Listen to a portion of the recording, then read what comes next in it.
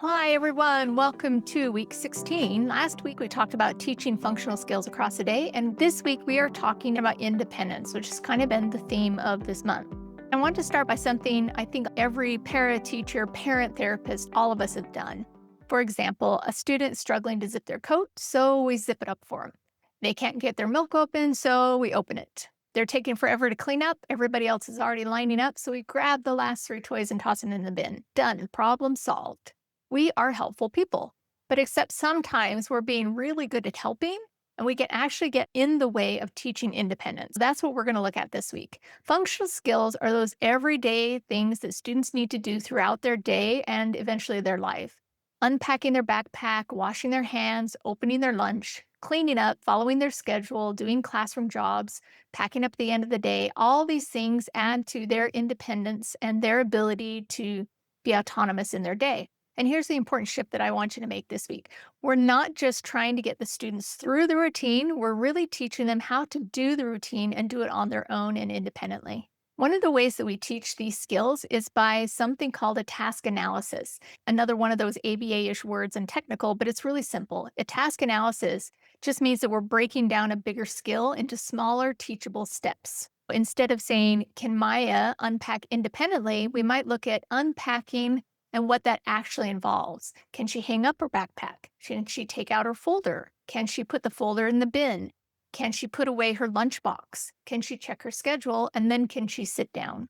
And now that we've gone from just yes or no questions, we've broken that up into six smaller yes or no questions and where her skill set is independently. That's really important because maybe she can do four of those six steps completely independently and she only needs to learn the other two and then can be completely on her own. So instead of asking, can they do it? I want you to start asking, what part can they do by themselves? Or what part are they ready to learn to take on themselves? Here's something I want you to do. If you're watching with others or even on your own, pause the video and explain the steps on making a peanut butter sandwich. So I'm going to just pause for a second. Go ahead and pause and explain how to make a peanut butter sandwich and then come back. Okay, so how did you do? Did you say put peanut butter and jelly on the bread and put it together? Because technically, there are a few things missing there. Where did the bread come from? Did you open the bag? How many pieces did you take out? Did you open the peanut butter?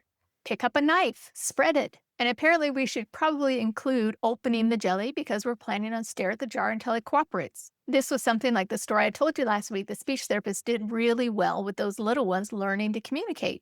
She broke down the skill and taught each one, but in such a way that they were communicating to do it. It's just a fun way to do it. It's just a fun little exercise that we do all of these tasks throughout the day that can be broken down into small steps that can be taught in systematic ways so that students become more independent in their lives. That's exactly why a task analysis matters. Something that feels like one simple skill to us is actually a chain of lots of smaller behaviors. The trick isn't to make every task analysis ridiculously detailed. It is to break the skill down enough for that particular learner. So making a peanut butter sandwich for one learner may be very simple, 4 steps because they're fairly independent in doing that. For another learner, it may take 10 or 15 steps for them to learn to do the whole thing independently. So it's very dependent on that specific learner and that specific task. Then once we know what the steps are, the next question is, how are we going to teach them? And that's where chaining comes in, another term that you might hear. There are 3 common ways you might see teaching skills like this done. One is forward chaining, one is backward chaining, and one is whole task or total task chaining. Let's use washing hands as an example. Maybe our task analysis says turn on the water, wet your hands, get soap, scrub your hands, rinse, turn off the water, dry hands. That's a very typical washing hands routine. With forward chaining, we're teaching from the beginning of the routine forwards. Maybe right now, the student's target is step 1, turn on the water. You give the student opportunity to turn on the water using whatever prompting is in their plan.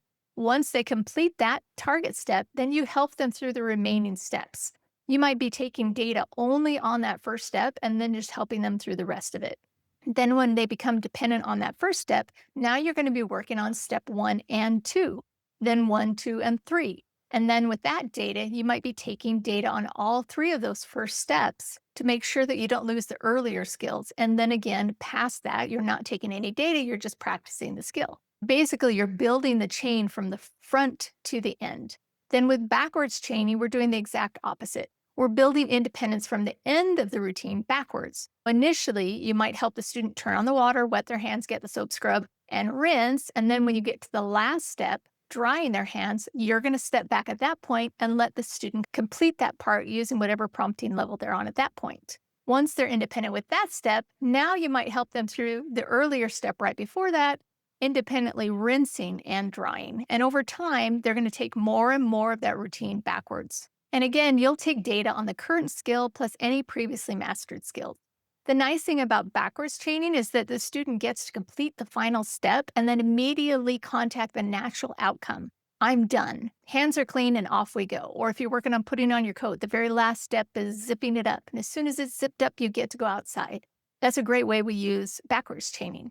And then there's whole or total task. And then here, instead of focusing primarily on one part of the chain, the student gets an opportunity to participate in every step of the routine. So they turn on the water, maybe it's independent. They wet their hands, maybe they need a gesture.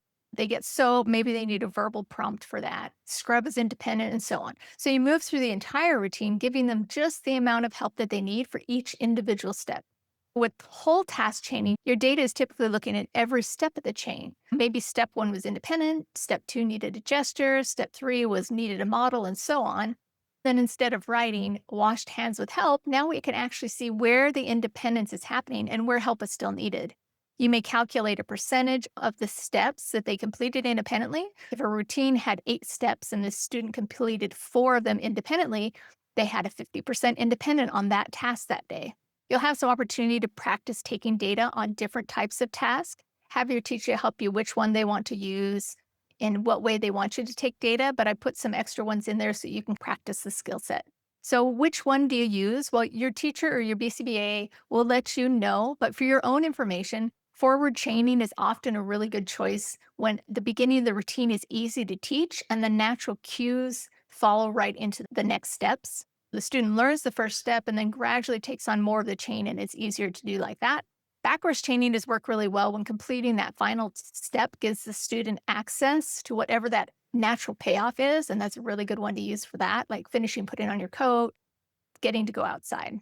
And then total task chaining is really good fit for students who can already complete several parts of the routine. They attempt the whole sequence and then we can meet them where they are and provide just enough supports on the steps that they need. It's often a quicker way to teach a task. So it's very good for students who have a lot of skill sets already. Now, the forward and the backwards chaining, it's especially good for students who need more support and need to learn very systematically, or for tasks that are very complicated.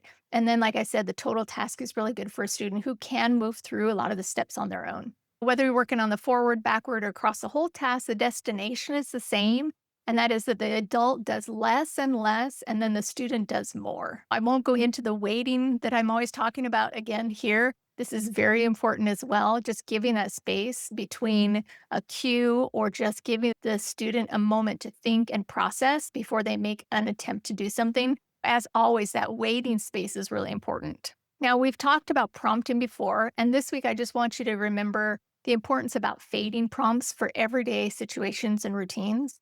If I have to physically help a student to get their code on today, that's okay if that's where what their plan calls for and where they are. Eventually, I need to fade some of that prompting out, slowly move myself out of the process so that they can do it more and more independently. The goal isn't to become incredibly consistent at giving the same prompt forever. The goal really is for the student to need less of us over time. Again, you want to work yourself out of a job. Here's one more thing I want you to watch for this week, and that is the ability to generalize and maintain the skills that we're working on, like we talked about before. A student might be able to do something with you in the classroom with the exact same materials that you always use. That's great. But can they do it with another para in the cafeteria, in art? So maybe you've been teaching them to throw away their snack wrappers when they're done. And with a very small prompt, they're able to do that in your classroom. But can they do that in the cafeteria? Can they do that in the art room? Can they do it when you have a sub-para in there? Make sure you're always mindful of that generalization, that you're not just working on a skill in one specific setting and time, that you're really taking an opportunity to learn and practice that all throughout the day in different settings with different people in different situations. Here's your challenge this week. I want you to pick one everyday routine, whether arrival or getting code on, packing up, whatever it is that makes sense for a student that you're working with, and watch and see where they are, what their skill set is just by themselves first. Think about what parts of this task can the student do without me, and then pay attention to how much help you're giving. Can you wait just a little bit longer? Can you use a smaller prompt? Is there a step that they're already doing independently that you hadn't noticed before? And most importantly, catch yourself if you swoop in and do something just because it's faster, because you probably will. We all do that. The goal is not to never help, it's just to help as little as possible and giving them the chance to be successful. Your motto this week is, before you help, ask, can they do this part of it by themselves? Every little step that they take over is one little step towards needing us less, and that is the whole point. So I will see you next week when we start a whole new month. We're going to be diving into working in social groups or just groups in general, and which is one of my favorite things to do. So I will see you then.